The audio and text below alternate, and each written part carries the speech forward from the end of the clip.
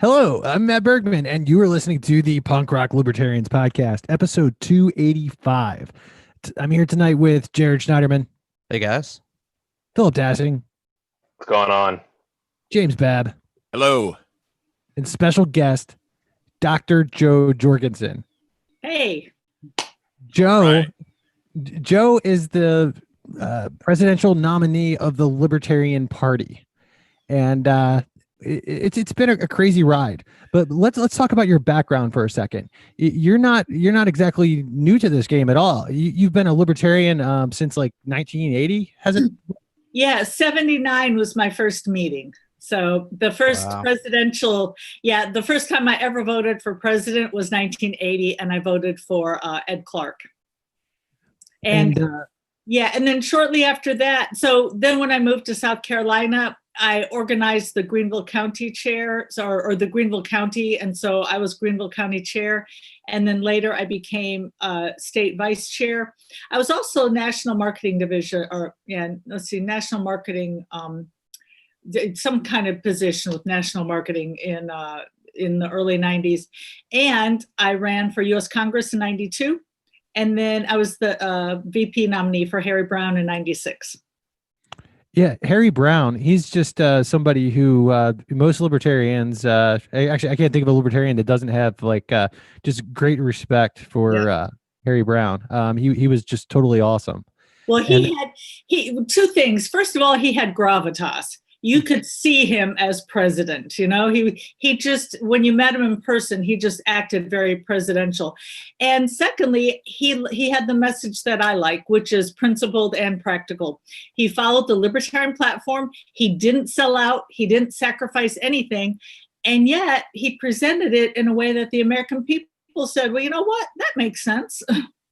It made it made sense to me around 1996, I think, when I saw him on C-SPAN late at night one night, flipping between the three channels that I had, or four channels, and some guy's running for president, and he was talking about legalizing drugs and ending the foreign interventions. I'm like, wait a minute. A presidential candidate can agree with me on stuff? I had no idea. What the hell is this? Yeah. Yeah, you probably spilled your bong water. So I think one of the things that you have in common with Harry Brown, I think, is that you were very principled while at the same time very pragmatic. And it's like it's just so awesome because like I can't imagine another candidate unifying the party the way that you have. You know, because like, you've got like diehard anarchists that are all about you, while at the same time, you've got like pragmatic people that are all about you. And I mean, that's just really something special. I can't think of another candidate who would have been able to do this. Yeah. And I'm not much of a Facebook person, but I saw a Facebook exchange in which Daryl Perry was saying he was supporting me. And whoever it was who wrote the Facebook post said, "What?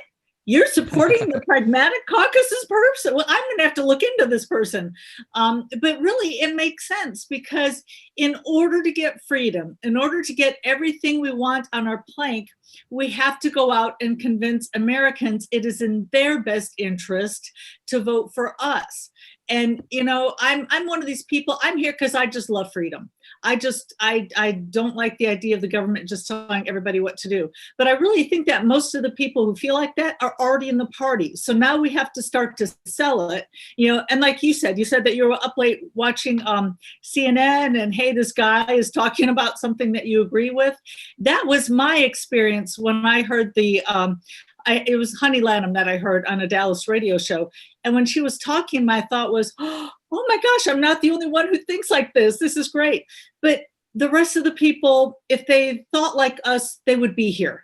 So now we have to show them how our way of doing things is what's best for them. And I don't mean sell it like, it slices, it dices, but to really explain how, yes, we do have the best product. Right on. So the primary was like pretty intense. Yes. Be honest, like, did you think that you were going to win the entire time, or? Well, you mean the nominating convention, not a primary, just to be clear, right? No, I was just talking about the primary in general, like all the debates and stuff. Like January, February, March, like. Yeah, exactly. Yeah. Well, I mean, I always thought I had a chance, and I think maybe I came in a little too confident in the beginning. I had somebody say, "Oh my gosh, you're great. You don't need to practice. You know, we'll just drop you in and you'll be in first place." And it turns out I was a little rusty and I needed to work a little harder. It was kind of frustrating that in most of the polls, I wasn't coming in first place. But these polls were also non-libertarians, people not in the party, people who weren't delegates. So we weren't really getting an accurate vote the entire time. So, you know, in the back of my mind, I thought, yeah, I think we can, you know, I think we can do this. So what have you been up to since 1996? Well, when you were Harry Brown's VP? So I really wanted to run in 2000, but Harry Brown was running again, and he was such a great candidate that I was like, no, not going to run. So I did attend the 2000 convention, and I actually nominated the VP candidate who won. It was Art Olivier who won the nominee position for Harry Brown. And then I did mostly background work. Like I said, once you're the VP candidate, there's really not much more that's more, you know, that you've got a spotlight on. So, you know, I attended executive committee meetings. And something that I really haven't talked a lot about is that I actually went back to, in like 2009, I went back to the person who helped me get the VP slot. And I said, hey, I think I'd like to run for the presidential nomination in 2012. I always wanted to, I just couldn't. Either Harry was running like the first time, or I just had too much going on with my career. So I gave him a call and I said, yeah, I'm thinking of running for president. Can you help me out again? And so we had a few meetings. Well, actually more than a few. I mean, I actually spent endless hours starting to prepare, reading books, getting my answers together. And then when Gary Johnson, and actually, let me back up. We both agreed at the start that if Gary Johnson joined the race, because there were rumblings, if Gary Johnson joined the race, then I wouldn't, and that I would instead support Gary. So when he then said he was going to run, then I just said, okay, well, I'll drop out this time around. Okay. Yeah. And then, by the way, I did not, to be honest, I did not go to the 2016 nominating convention because I was, you know, the old joke about getting more degrees than a thermometer. That's what I have. In fact, usually I don't even list all the degrees I have because it's just like, I don't want to. But I actually went back to school and earned another master's degree. And they had summer school. It was a year-round program. And you couldn't miss Saturdays. Like if you missed, like classes in the summer were on Saturday. And if you missed 2 classes, you automatically failed the class. So I didn't want to use one of my Saturday freebies in the beginning and go to the nominating convention. So then I went back again in 2018 and was at that nominating convention. Cool. Yeah. So what are you doing now? Like what are your next goals as we get closer and closer to November? Well, to spread the word as much as we can. Right now, we're revamping the website. We're going to put a landing page there so that we have a transition, because the website, and let me just mention, I've got to give a shout out to Steve Dasbach, my campaign manager, who was the national chair in the 90s when I ran for VP. And also Joe Hauptman, my campaign chair, and then Stuart Flood, who was everything else in the campaign. And we just had such a small campaign team that, we didn't have the big fancy brochures and the big fancy website. We were hoping that my message would be enough to get voters to vote for us. And, the donors, when they mailed in their contributions, they said, well, we want you to spend the money on this or that. Nobody really wanted us to spend money on any kind of web design. So the web design got us to the nomination, but it's not ready for prime time. It's not ready to go on to the next step. So, and we are working with national. I would like to point out one thing that's going to be a lot different about my campaign from the last 3 campaigns is we are going to be integrated with national headquarters. And we just had like a 2-hour meeting today when we talked about how we were going to coordinate our schedules and how we're going to upgrade my website to where it's something that kind of fits in with the motif of the Libertarian Party headquarters. Because, and again, I want to make it clear, I was a Gary Johnson supporter. As I said, I decided not to run because he was.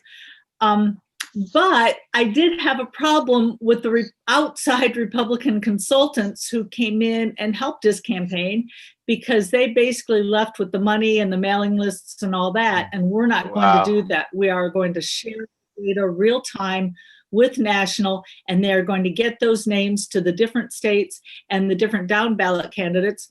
Right. And let me point out, and I don't think it was Gary Johnson's fault. I think it was the people who were running, the behind the scenes people. And they said, sure, we'll give you data.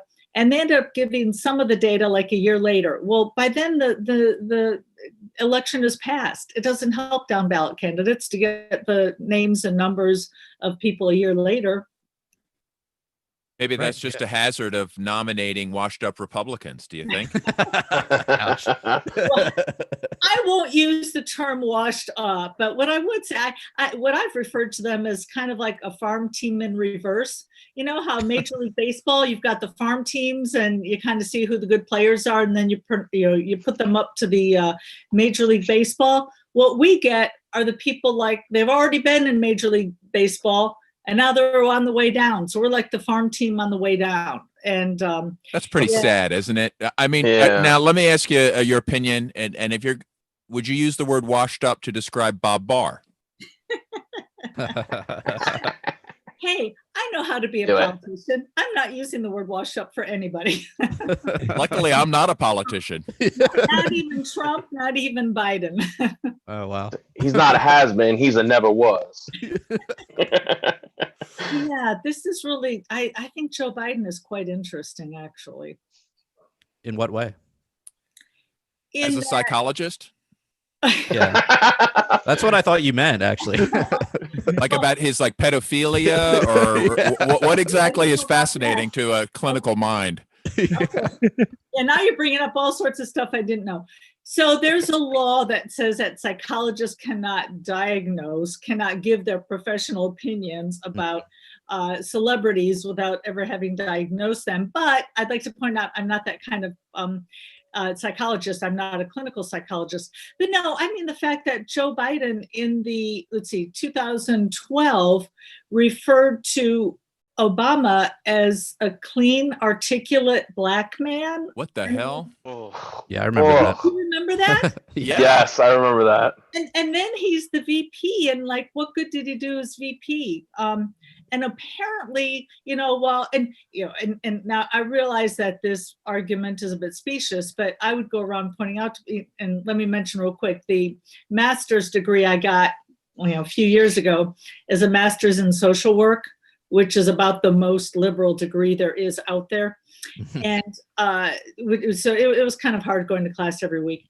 But what I pointed out to my fellow my fellow classmates who were talking about, oh, Democrats, such peace-loving people, they don't want to go to war. And I was like, oh yeah?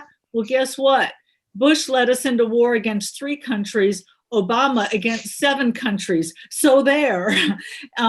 So Joe Biden actually didn't seem to be as much of a war hawk as Obama did, but he still wasn't able to stop it. He just didn't have enough say.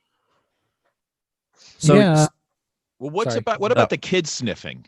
As a I mean, and I'm not asking you to give a professional diagnosis, but you've seen enough on TV. What's with the kid sniffing? I guess I'll be kind and say maybe it's his generation. Have you seen that meme, by the way, that says Joe for president and it's Obama, it's Biden sniffing somebody, and then it says Joe for president and it shows a picture of me. It's yeah. That's awesome. So you've spent a lot of time in the university system. What is your opinion on the university system in this country? Well, it would be good if we didn't have the government loans that drove up the prices. In fact, I had to pay for my own tuition when I went back to school recently. I was shocked at how much it had gone up since I was in school in the late 90s. I couldn't believe it. And of course it happened when the federal government started saying, sure, loans for everyone.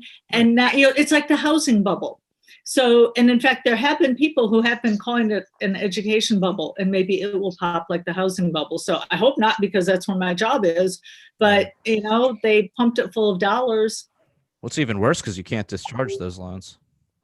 Yeah. Well, yeah, and then I think what makes it even worse is how it's that this education bubble is tied to the military-industrial complex, because they made education so expensive. All these kids graduated high school with no money, and they're like, "Well, shit, I'll have to. I guess I'll join the military for a run to pay for college." That's an excellent point. Excellent point. What would you say to people that are have suggested that perhaps that the bankruptcy laws should be changed to allow people that have too much student debt to declare bankruptcy, just like if they had got too much boat debt or housing debt or spend it on cocaine? What's your position on that?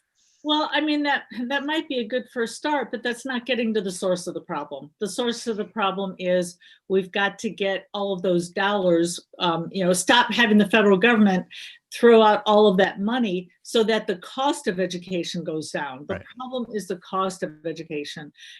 Back when I went to school the first time, you could work a part-time job or almost a full, not even a full-time job, and pay for school on the side. And you just can't do that anymore. That's the real tragedy. So I think it's more important to just get the cost back down to where it was in terms of, spending money. And what could a president do along those lines? Well, first of all, get rid of the Department of Education. A lot of people don't realize that. We hear about the Department of Education when it comes to like classrooms, elementary school, high school, but actually the Department of Education does have something to do with student loans. And I've been saying all along, I want to get rid of the Department of Education. That we've had it for 40 years. Education hasn't gotten better, it's gotten worse. So that's one of the things. But we just got to cut basically across the board. Yeah, and I think one of the things about the Department of Education, you spend a bunch of money to Washington D.C. and then you get back pennies on the dollar. I mean, who's winning? Nobody. D.C. Yeah, bankers. Yeah, the bankers. Them too. Now, everybody sees their $1,200 now, like, oh, isn't this great? Well, but they don't realize that. For a lot of people, the money came from themselves, and it's hard to compete with Santa Claus. And I think one of the worst things that ever happened to this country was when they started having withholding. If people at the end of the year sat there and wrote a big check to the government, then they would know how much they were spending. And now it's pretty, not only is it not painless to send money to the federal government, but you feel like it's Christmas because, oh, they're sending me this big check. Isn't the government great? Yeah, everyone focuses on the net to bank on their pay stub, not the gross. Right. Yep. So, Joe, what would you say that your like hot button issues are personally? Well, personally, it's the healthcare system, and I really hate it when there are misconceptions out there. And part of the problem, or part of the reason why healthcare is such a big thing with me, is because there's such a misconception that we have a free market system when we don't. And also, now here's where I lucked out, which is that the topic that interests me, healthcare, is also the topic that interests voters. So we meshed up on that one. Yeah. Bringing the troops home, that's in my platform. It's not, like I said, healthcare is where my heart is at. However, bringing the troops home, we got to get everybody home. And then the environment. Now, I would call myself, I've always called myself a small E environmentalist. I would, I've got my garden, I've got my compost pile, and I recycle and all that. But I didn't say, well, I'm going to give up my car. I've never been like that kind of environmentalist, but that is something that the young people especially are really interested in. So that's why I've added it to my platform. Those are solid issues for sure. Yeah. Well, except, libertarians usually don't touch on the environment. So that's a little different for my campaign.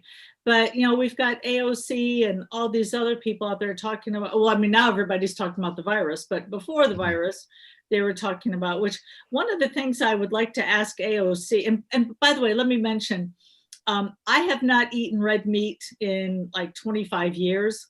And we hear about all the cows and the methane gas and people snapping pictures of AOC and her campaign team out there having burgers. So I would like to ask AOC, hey, would you like me to pass a law to keep you from eating beef? Is that what you would like? I mean, of course I would never do that. And, I voluntarily don't do that. So when those sorts of people talk about the Green New Deal, how do you sort of rebut that and then provide your own ideas?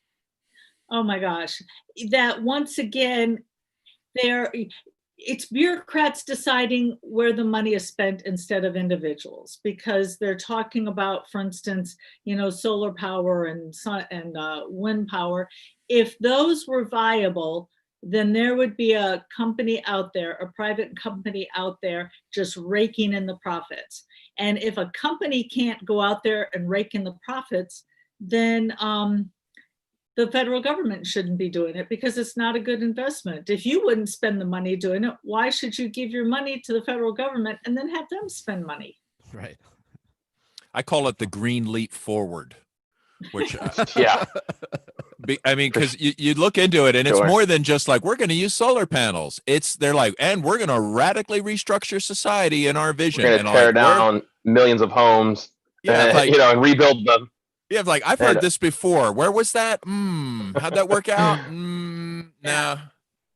Exactly. So you would say it's more of a property rights-based platform you have with the environment? Oh yeah, you take out a globe, you look at, basically mark where there's big government, where there's freedom. You see that where there's bigger government, there's always more pollution. Where there's freedom, there's always less pollution.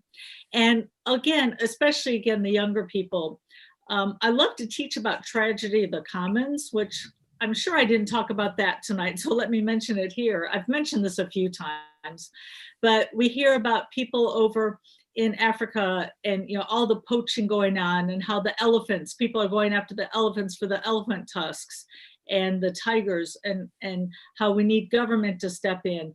But what people don't realize is that they're poaching these animals from either government-owned property, or at least property that's kind of out there in the commons, that's not owned by anybody. And the question I always ask people is, when's the last time you heard of a farmer in our country going out back, getting out a shotgun, and like shooting all the cows in the pasture? Like, wow, I had a really great haul today. No, they don't do that, because they want long-term profits. They have incentive. Private property owners have incentive. I'm sorry, what? I say private property owners have incentive to keep things going. Exactly. So I'm sorry. Yes, I was just going to say, so we need less government owning the elephants and the tigers, not more government. We need people who are going to profit from it. Like Tiger King. Oh my gosh. No. Did you pardon Tiger King? Day one. He was removed from the state Libertarian Party. That's all I have. No, it was just a joke. It was just a joke. I know. No, I want to know. You want to know what about? Would you pardon the Tiger King? Oh, I don't know enough about it. You know what? Usually juries get it right. Usually, not always. So I haven't looked at the case, so I won't make. I won't say one way or the other. But who would you be pardoning? Let's just say in a weird twist of like some kind of computer error, the Libertarian candidate wins, and day one, yeah. And it's day one. Okay, it's time to start pardoning. Who's first? Yeah. So the first one, even though, as you might know, publicly, I'm a bourbon drinker, somehow, although I'm drinking water right now, but somehow I got through high school and college in the 70s, never having tried marijuana. I was a goody two shoes. What can I say? But the very first people I would pardon would be the nonviolent drug users. You know, I've been able to drink my bourbon. It's not fair that other people have not had their choice of drug. And by the way, when I teach psychology, I always point out that, yes, alcohol is a drug. Just because the government says it's okay doesn't mean it's safe. In fact, I guess you know the old joke that the only way you die from marijuana is if a bale of it falls on your head. I mean, that's pretty much the truth. You can, you know, what, 500,000 people die a year from alcohol? Nobody dies from marijuana. So drug offenders, sex workers, anything that's adult consensual. Again, nonviolent sex work, of course, not, you know, not pimps and people, you know, not that, but people who engage in it consensually. People who own weapons, who, you know, the charge is just that they owned a weapon that they weren't supposed to own. I would repeal all of the gun restriction laws. I'm big in the Second Amendment. I am a gun owner, have been for quite a while, so I would pardon them. Who else? Yeah, I mean, and of course the usual, you know, Julian Assange, Edward Snowden, and you know, all the people that we've been hearing. Chelsea Manning in the news. What about Edward Snowden? I'm sorry? She said that. What about Edward Snowden? Yeah. Oh, you already said. Oh, I'm sorry. I thought she did. Okay. Maybe I just wanted to. Yeah, we got too many people sitting in jail like Ross Ulbricht and the people you mentioned before. So that's great to hear. Yeah, Ross Ulbricht as well. Absolutely. You mentioned you're a bourbon drinker. What's your preferred bourbon? Oh, I guess, you know, people have been asking me that, but I never said it because it was before the debates. But I guess now that it's after the debates, I actually get this bourbon you can only buy in Indiana. It's called Backbone, and it's cask strength, you know, where they have to write in the number. And, yeah. You know, it never occurred to me, I don't know why I didn't think of this before, that when you go to the liquor store and it's like 80 proof, 100 proof, whatever, like, how is it exactly that proof? Oh, it's because they add water. It never occurred to me. So this is stuff they don't add water to. So the stuff I usually get is like about 115 proof. Oh, wow. Good nice. Stuff. That's awesome. Good stuff. Very cool. So, Joe, what's your take on George Floyd and the goings on in Minneapolis right now? Well, of course it's tragic. It makes me sick just to watch the tape. Now, here's the thing: the Minneapolis, or the police department immediately fired them, and it looks like they're going to investigate and bring them to trial, which I hope they do. However, I noticed that Trump sent in some people at the federal level.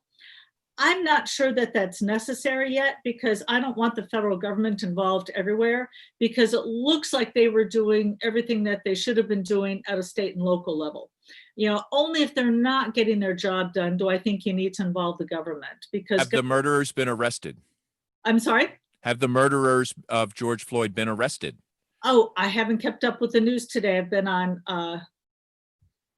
have they not? Well, I'm saying no, they have not. If the local authorities have done what they're supposed to do, okay, then these suspects that are all seen on video murdering a man should be in custody, right?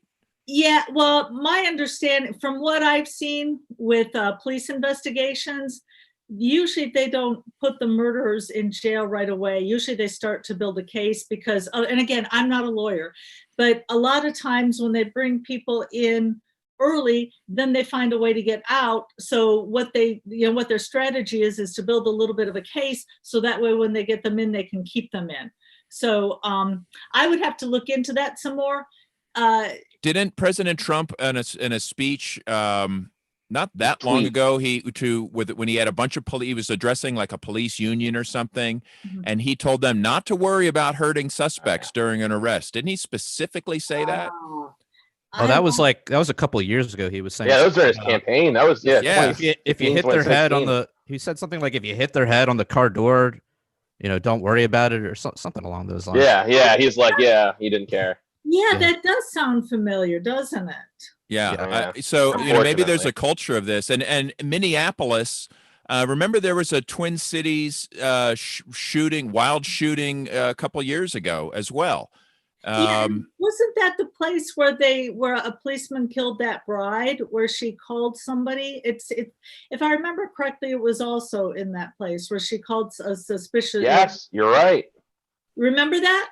Yes, that was I believe that was Minneapolis. Yeah. Yeah. And so, you got to start wondering if maybe there's a culture going on that is not good.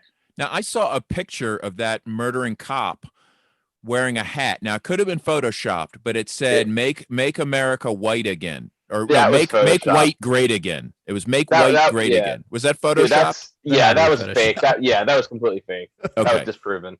All right. So fake news here. And so was his swastika tattoo, and so was the Iron Eagle. It is. So, Joe, we actually had a situation in Maryland back in March. Are you familiar with Duncan Lemp, who was shot dead in his sleep in a pre-dawn SWAT raid in Maryland? Yeah, was that a no-knock one? Yeah, correct. That was the no-knock one. In fact, I got to admit, I was very proud of my answer in the last Kentucky debate when it was just Judge Gray and John Mons and me. And they asked us a question about, what's interesting is the guy who was asking the questions is a candidate in Kentucky. And he said he really didn't know how to answer the question that they asked him, what about no-knock raids? And, the other candidates were talking about police training and stuff. And I'm like, nope, it's probably drugs. Legalize the drugs. We're not going to have no-knock raids. I mean, we shouldn't be having no-knock raids to begin with. But overwhelmingly, most of the no-knock raids are drugs, which shouldn't be illegal. Right. It's to keep people from flushing a joint down the toilet, right? Yeah, exactly. You can't flush a Glock down the toilet. So what's the point? Yeah, exactly. Because if it were the 1920s, they'd be having no-knock raids against bourbon. So, if you legalize the substance, then you don't have to worry about no-knock raids. Because you're right. Why else? Drugs would be the only reason to have a no-knock raid, unless you think that the person's going to run out the door. But then you could just surround the place. So, yeah. Do you think there's a connection in between Duncan Lemp and the murder of George Floyd? Both murdered by police. George Floyd captured on video and it's gone completely viral. Mm-hmm. There's no video of Duncan Lemp. Well, there is video, but it hasn't been released. Have not been released. Going on 2.5 months. Do you see these as related at all? How are you suggesting they're related? Like as a culture of police, or as a state of what's happening with police right now in this country, both seemingly completely unaccountable murders of people. And, these stories are so frequent that it's, I'm sure it has you as disgusted as it does us, but I'm just wondering what your perspective is. Oh, of course. And I actually have, if I could put on my psychology hat, take off my politician hat for a minute. I actually spoke with somebody who had gone to training on basically training police officers. And she told me that this one and she's a psychologist herself, and she said that this guy who was going around training and helping to hire policemen, he said that you basically look for the same traits in a police officer as you do a criminal, but it's like somebody with the same tendencies, the same authoritarian tendencies, but they just happen to go on the good path instead of the bad path. And I found that very fascinating. The good path. Yes. Good. We're good. Doesn't surprise me at all. And that's what's sad, because I think there are many fine policemen who do believe to protect and serve. But then they're asked to enforce such, unjust laws, and it's got to make them jaded to the, to the rest of the community when they're put in that position. And we should have police officers who are there to protect and serve, to where they're not trying to, keep a mom from having her 4-year-old daughter play with the next door neighbor. And, you're just putting them in all these positions where you're just giving them kind of like the power of God. And I think it kind of puts them on that path. So what's the libertarian solution to police run amok in this country?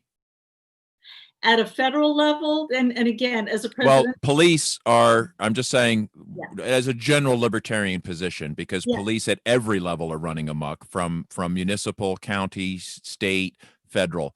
The biggest thing is to get rid of those laws, because if you look at, they're arresting people for drugs, for prostitution, for a lot of consenting acts that they shouldn't be arresting people for to begin with.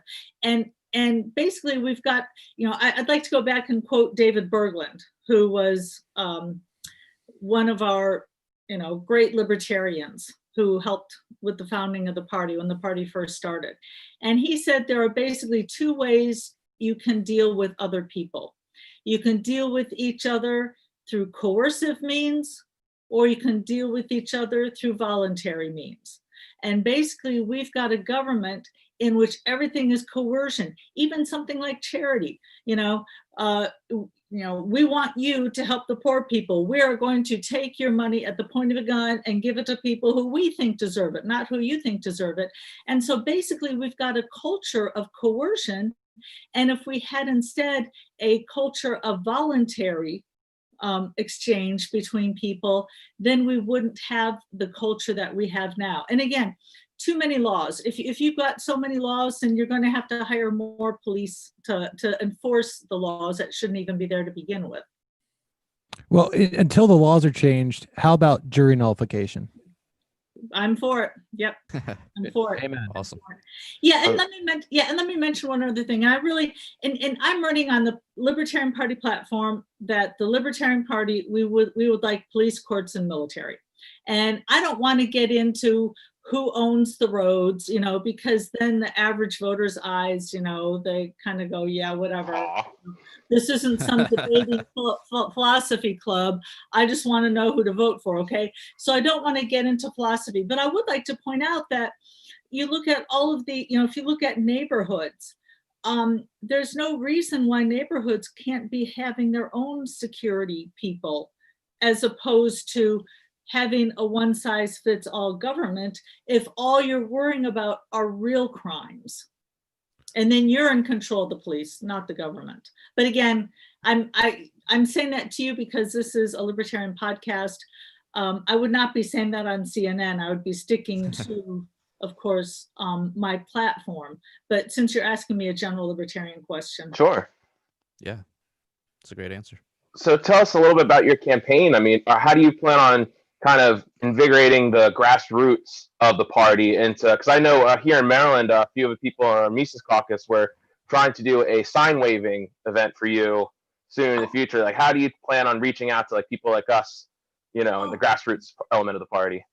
The Mises Caucus was doing a what? It's like a sign waving. We're probably going to get together and just go alongside a road and just hold up some Jorgensen 2020 signs. And I hadn't heard of that. Awesome. Yeah. Well, the first thing we're doing, and our campaign actually had a 2-hour meeting today with the people at the LNC. And again, I already mentioned this, but let me just emphasize that we are going to work in conjunction with the National Party so that the party benefits from the names and donations we get. We're not going to just, walk out the door with all the names. So we had a 2-hour meeting with National today to start, kind of joining together. And one thing we're going to do is we have to upgrade our website. And I know I got some flack for that. We were just hoping that could get us to the nomination. But, once I'm the actual nominee, now we can go forward with a more professional website. Obviously, a lot of this has to be done online because of the virus. I'm going to wait and see if I can get out there. I can tell you I am going to New Hampshire next week to file for the presidency. And what they're going to try to do is to get me there before either Biden or Trump and maybe make, get some media out there. Our strategy has always been the strategy has always been that if I do go someplace, that it's going to be, instead of like Chicago or Houston, it's going to be more of a mid-sized city where I would be making news, rather than a large city who wouldn't even cover me because so much is going on anyway. So try to go to the mid-sized cities where we can get some attention. And of course, social media presence and just trying to get the word out there. Have you been invited to Pork Fest? I have not even heard of Pork Fest. Where is that? Well, have you heard of the Free State Project? Oh, yes, of course. Okay, well, the Pork Fest is the Porcupine Freedom Festival is the annual summer gathering of the Free State Project that's gone on. This is the 17th year. Oh gosh. Okay, now I'm embarrassed. I didn't know that. Well, no, that's okay. Right. But let me just I'm just going to take it upon myself to invite you. It's at the end of June, and the folks there would love to see you. And since you're going to New Hampshire next week, maybe just hang out. I will. I wrote it down. I made a note. I'll pass it along to the campaign team. Yeah, when you said pork, at first I thought like the pig pork. Understandable. Common misconception. Well, maybe it's like kind of a Republican sense, like waste and pork. We're going to get pork, cut the pork out of the. Oh, that would be so boring. God, that'd be terrible. Oh, that'd be awful. We got to come here. We're going to all get together and talk about a 3% reduction in blank. Like, yeah, it actually stands for the Porcupine Freedom Festival. Right. Oh, that's awesome. Yeah. So I will pass that along. I do know that after the convention, I'm going to Freedom Fest in Nevada. I believe it's in Nevada. I think it's in Las Vegas. That's a lot more mainstream and important, probably. But we have more fun over at Pork Fest. So yeah, they're sending me there. They've got a table. So cool. But yeah, no, it's good exposure over there. That's great. Yeah. But porcupines, that kind of sounds like fun. Oh yeah, definitely. Yeah. So what else you guys got going on? Well, we want to hear what is like since you got the nomination. Okay, like first of all, were you surprised you got the nomination? I mean, are you kind of had an inkling you thought you might get it, or you thought you were going to get it, or? Well, I thought I was going to get. I mean, I thought there was at least a chance the entire time. I mean, I don't know. Even if I didn't think I was going to get it, maybe I don't think I would have dropped out. That's not my nature. I've never been a quitter. Even if I'm the last one running a race, I'll finish the race. But no, I got to admit, when Justin Amash entered the race, we got a bit nervous. But then again, when we had our first debate and he beat me only 55-45, we thought, okay, this is a good sign. That, because keep in mind, even though he just entered the race, he hasn't done anything to screw it up yet. Because the more you talk, the more you screw things up. Like, right. Ask Judge Gray about that. Judge Gray was so great to me at the evening of the nomination. I got to admit, well, in fact, I think I said this on camera, didn't I? When he said, if I didn't say it on camera, then I said it to him personally. When he endorsed me, I said, I'm kind of surprised after I gave you such a hard time. I mean, every debate, I was just hammering him about that UBI. Oh, good. Yeah. I don't know if you saw, I mean, and finally, the last time I asked him about it, I said, okay, so to continue from the debate last night, somebody's making no money and they get $15,000. And in fact, the complaints I got, they said, well, you didn't really set it up. And I said, yeah, I know, because it was a continuing debate from the night before. But yeah, I should have set it up more so that people who didn't watch it the night before knew what I was talking about. So I didn't think about that. But I was like, and another, and here's another thing. This was his whole concept of negative income tax. Exactly. Yeah. Exactly. Oh, and I'm sorry. Yeah, I called it a UBI. It's well, it's the same. It's the same. I heard there's a big difference. It's the same thing. I heard there's some difference. I don't know. I mean, it's just a graduated UBI essentially. Yeah, there is a difference, but they're both. It's you're putting reward in the wrong place. But I gotta say, Judge Gray was so gracious. He did not have to endorse me. He could have just said, you know what, choose who you want. And the fact that I hammered him so hard the last 3 weeks, and he still, and also at the closing of every debate, I started saying, hey, Jacob's great when it comes to party principle, and Judge Gray is great when he talks about practical stuff. If you want both, I'm your only candidate. But So what about novelty headwear? I mean, you're really sort of the kind of like a dark horse in that area, Yeah. and I'm yeah, kind of surprised you got this far without some kind of hat. Yeah, hat or boot. Yeah, novelty headwear and novelty footwear worn as headwear. Yes, but anyway, so I'm not going to say anything bad about Judge Gray after he endorsed me when he didn't have to.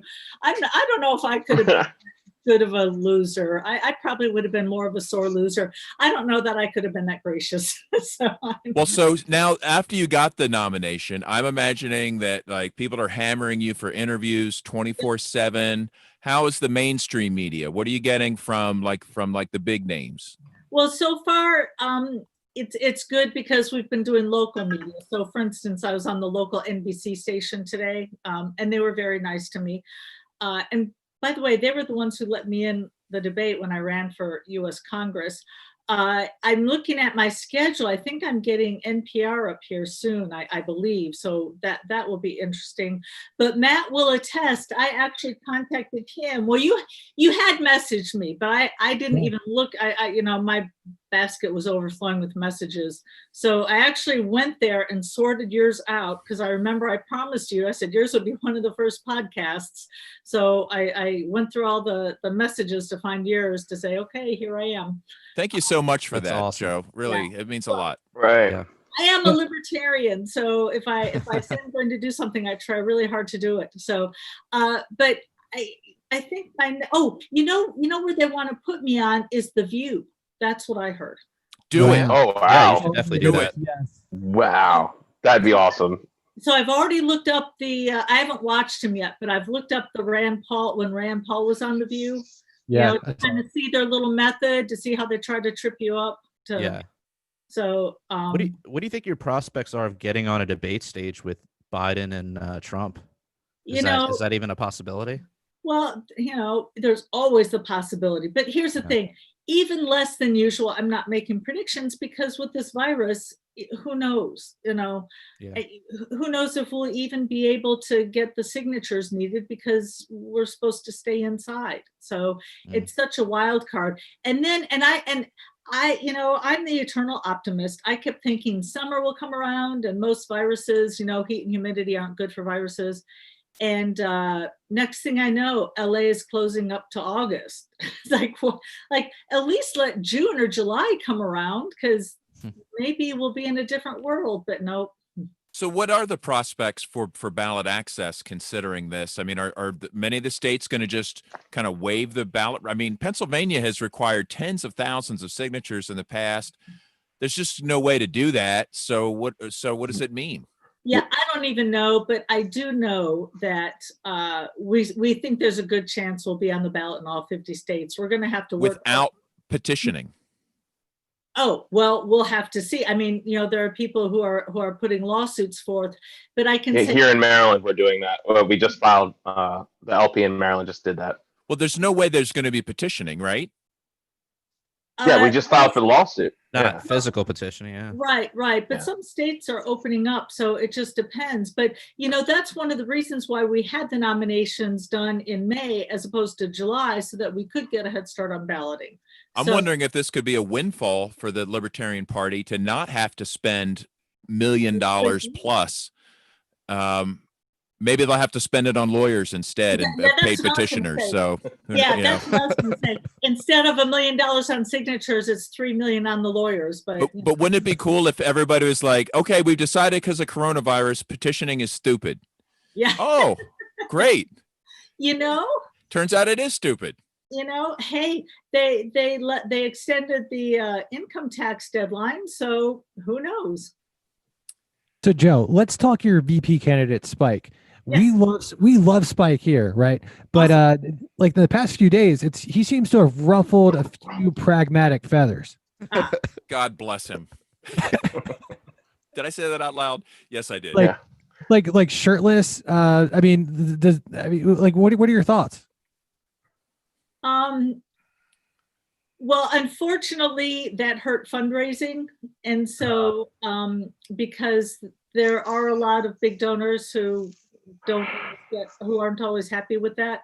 So, such as, let's name names. Did somebody pull their contribution because he didn't wear a shirt? Let's shame them right now. Yeah. I will do that, right? Because seriously, if he didn't wear a shirt, I'm not going to give my donation. What a weak ass position that is. Yeah, I mean, if liberty isn't important enough for you to look past a bare chest, that's going to stop you. How the hell are you going to compete against the establishment if one guy not wearing a shirt takes you off the sidelines? I mean, off the front line. Okay. I got to vote for President Pussy Grabber now, or the senile rapey dude. Yeah. Well, first of all, as a candidate, I'm not about to attack donors, but there are different philosophies about running for office, and I'm sorry, I never really liked the whole joke idea. I prefer to take it from a more serious angle. So there are people who like the serious angle like I do, and there are other people who like the joke angle. And so you know what? I believe in individual freedom. If somebody says, no, we don't want to support a joke candidate, well, that's their choice. So let me just say that Spike told me today, because he drove up to Greenville today, we did a joint interview today with the local news. And he said, hey, I just wanted last one hurrah, because my people would have wondered about me going all corporate. So, but now, on board. So he put his shirt back on. Yeah. Sorry, you can blame me for reforming him if you want. Well, Joe, I just heard Spike speak tonight on LPTV with you, and I got to say, he's so eloquent. He's such a great speaker. I think you really lucked out with Spike. Yep. Yeah. Shirt or no? Great. I saw lots of positive comments. So, and I'm just glad. The one advantage of having the ticket that we have is now keep in mind, I did get a rating of a B with the Radical Caucus. And by the way, Jacob Hornberger got a C. So I actually beat Jacob in the Radical Caucus. How did and what did you get points off for? I'm not sure, but Arvin Vora was the only person getting an A. So basically, if you're not Arvin, I guess you don't get an A. But I just want to make the point that even though, according to the Radical Caucus, I did fairly well. Yes, my approach is definitely more pragmatic. So we've kind of got the pragmatic people and the radical people. Well, now we've got one pragmatic person, me, on the ticket, and then another radical person also on the ticket. So it's like both sides get somebody. But I still. Are you saying you're not a radical? Well, no, but see, that's what I'm saying. That was my disclaimer. I got a B from the Radical Caucus. Here's the thing. Personally, I'm a radical. But I believe in a practical message. I don't think your methodology is practical. Exactly. So you think your campaign will bridge those gaps together of the pragmatism and radicalism together? Yeah. I think so. I think it already has. Yeah. I would say that. Yeah, especially because, keep in mind, I'm not Judge Gray. I am going out there saying, get rid of the income tax the first year. So I still have a strong message. It's a very strong libertarian message, bring home the troops. And by the way, you asked me who I would pardon. I told you the people I would pardon. I would also begin bringing the troops home. I would have a meeting with the Pentagon day one. Okay, let's start bringing them home. So when you say police, courts, and military, that's pretty radical to most Americans.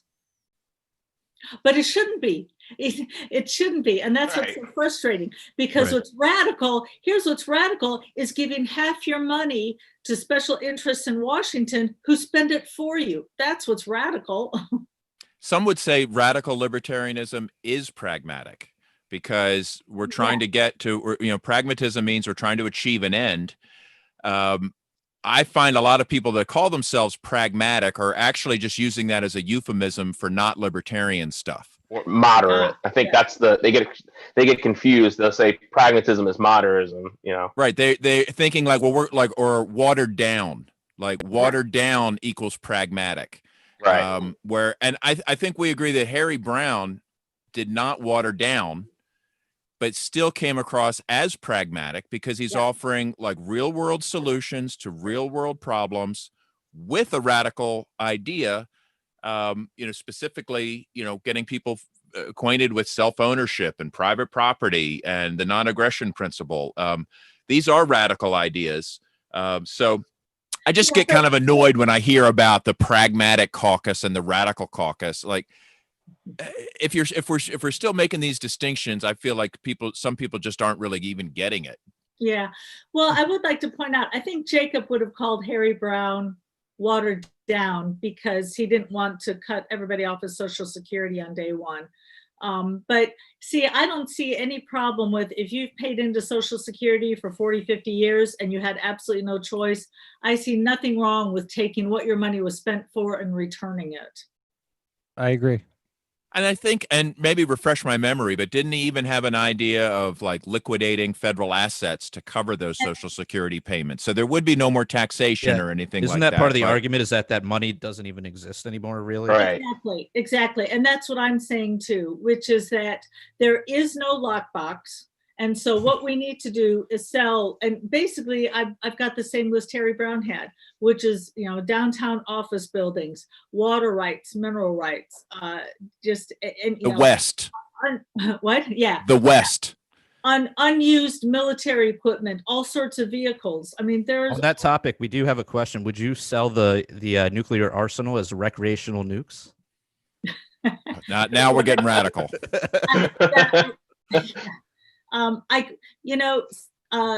Somebody helped me with an answer. They said, okay, if CNN or somebody's giving you a really hard time and they ask you, so should we legalize Uzis? And yes. He said, your answer should be, well, it depends on how dangerous of a neighborhood you live in. So I guess the answer to that would be. That's a punt. Guess what kind of, I guess it depends on what kind of a neighborhood you live in. But I mean, we're less safe now than we would be if we weren't all over the world. So. Yeah, that's no for sure. doubt. Man. Well, so it looks like we're about out of time here. Joe, I want to thank you so much for coming on the podcast. This has been just so awesome. We're all so excited about your ticket. Well, thank you. Yeah, well, thank you.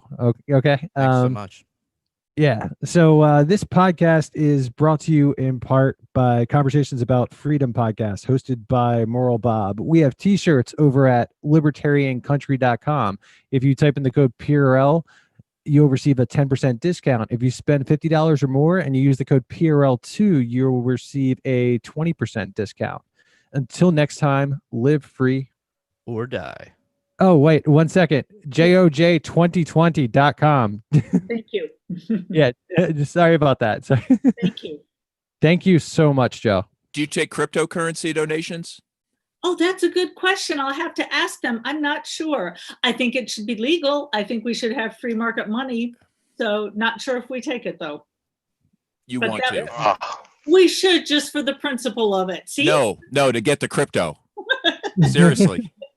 Do it. Okay, will do. Thank you so much. Well, thanks for having me. I really appreciate it. This was great. Great having you. Thank you so much. Thanks. Have a good evening.